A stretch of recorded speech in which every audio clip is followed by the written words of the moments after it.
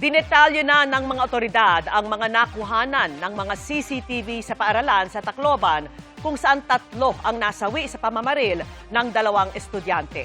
At mula pa rin doon, nakatutok live si Rafi Tima. Rafi.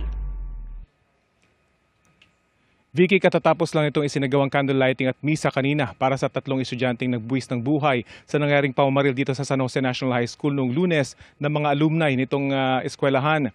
Emosyonal ang ilan sa nangyari lalo pat masaya umano ang kanilang alaala nitong kanilang paaralan na ngayon ay napalitan ng matinding kalungkutan. Pero tulad ng tumama rito ang Bagyong Yolanda, babangon daw sila mula sa trahedya. Samantala, binalikan Vicky ngayong araw ng mga investigador ang kuha ng CCTV nitong San Jose National High School para himayin ang iba pang detalye sa nangyaring pamamaril dito noong Lunes.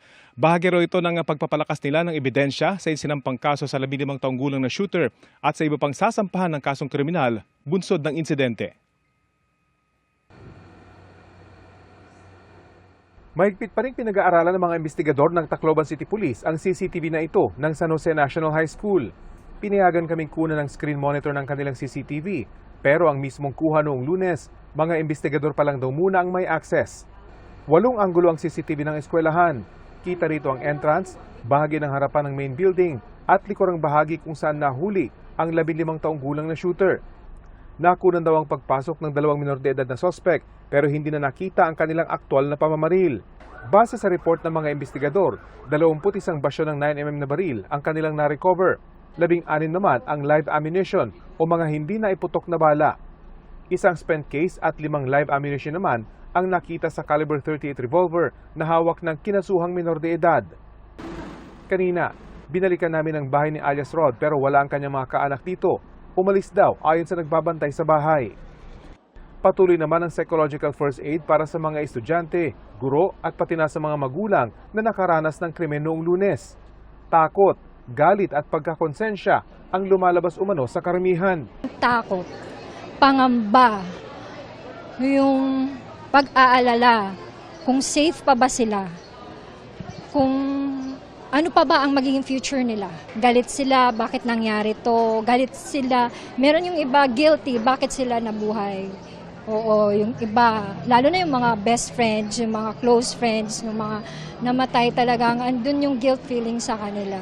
Magiging mahaba umano ang proseso ng paghilom. Kaya naman ang mga guro na nakaranas din ng trauma, kailangan ding isailalim sa orientation para maobserbahan ang kanilang mga estudyante kapag bumalik na sila sa eskwela. Igo-oriented sila about the red flags, yung mga signs, symptoms, para kung meron man silang makita, kasi hindi yan agad-agad ngayon makikita lahat. It will take weeks, 2 weeks, and maybe months pa yung iba na magmamanifest. Para sa mga registered guidance counselor tulad ni Julien, kayang iwasan ang mga ganitong pangyayari. Sabihin natin may batang hindi kumikilos ng tama, pero pag kinausap mo, mapakinggan mo ang kanyang kwento, then may pag-asa na matutuwid siya. Gaano po kadami yung pwede maiwasan ganito kung may guidance counselor ng mga eskwelahan? Napakarami po, napakarami. Hindi ko po ma-underscore. Sa ngayon, malaki daw ang kakulangan sa mga guidance counselor. Mula sa ideal na isang counselor kada 500 learner, ngayon, umaabot daw ito sa isa kada 5,000 hanggang 7,000 estudyante. Para naman mapaigting ang seguridad dito sa San Jose National High School bago ito muling magbukas, sisimulan na ng kontraktor na kinuha ng lokal na pamahalaan ng Tacloban ang pagpapataas sa bakod at paglalagay ng barbed wire sa taas nito. Ipinakita ng kontraktor ang planong pagkumpleto sa bakod sa paligid ng eskwelahan. Kanina, dumating na ang ilang materyales para rito.